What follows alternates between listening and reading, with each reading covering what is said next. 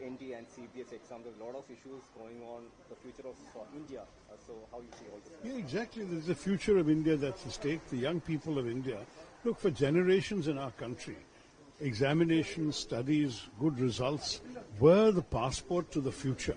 This is how people from humble backgrounds, lower middle class families are able to excel and rise above the limitations of their thing and have new opportunities and succeed in life.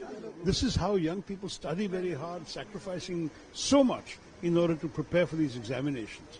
And if you run a process where the integrity of the examinations cannot be trusted, where you are in a situation where tragically people who have spent so much of effort in preparing suddenly find that there are leaks, there is corruption, there is dishonesty, and that the entire process is vitiated. Sometimes exams are cancelled, they have to start all over again.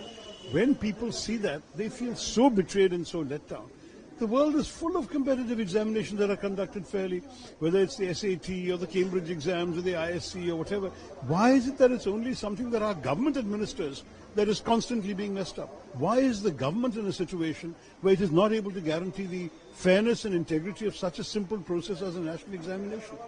It is honestly a deficiency of the government, and the government should be responsible and take action to fix the problem. That is what is fundamental. Otherwise, it's a betrayal of an entire generation. So whom we can blame, sir? We can only blame the government.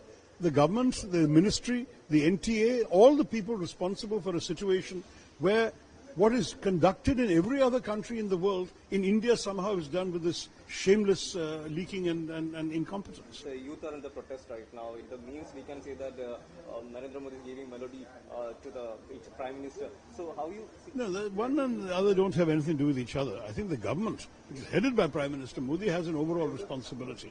But those who are accountable lower down, they must be held accountable, and the situation must be fixed. This must never happen again. This is not the first time, but it must be the last time.